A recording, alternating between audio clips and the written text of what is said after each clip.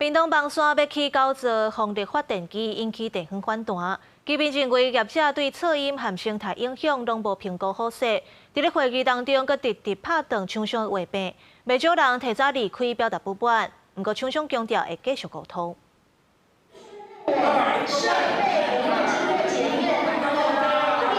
说明会乱吵吵，居民直接拍断厂商讲话，主要是因为风力发电公司打算要伫邦山的风港遮建置9座的风力发电机。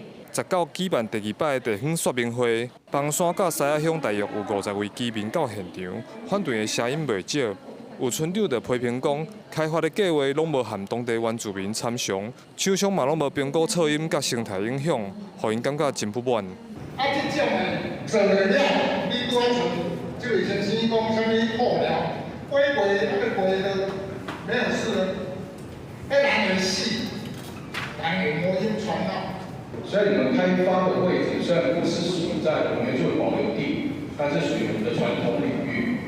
邦山乡公所认为土地有限，风力发电机搁要起伫田地顶悬，惊讲会影响种植的农民。县府城乡处表示，厂商毋若自然监测无做好势，大部分的居民嘛无同意，县府就无理由支持。面对反弹的声音，厂商表示已经对原本要起10座改9座，甲我近西仔国中迄座砍掉。暗算6、7月会到西仔乡搁办说明会，因会继续甲地方沟通来争取支持。 你甲阮规个邦山乡上届会使经做的土地去做你的风力发电，安敢对？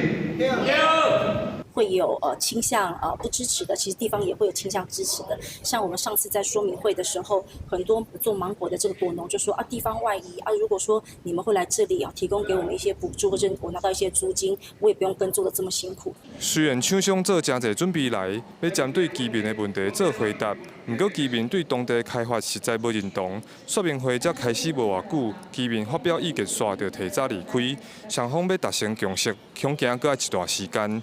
记者柯永哲，屏东报道。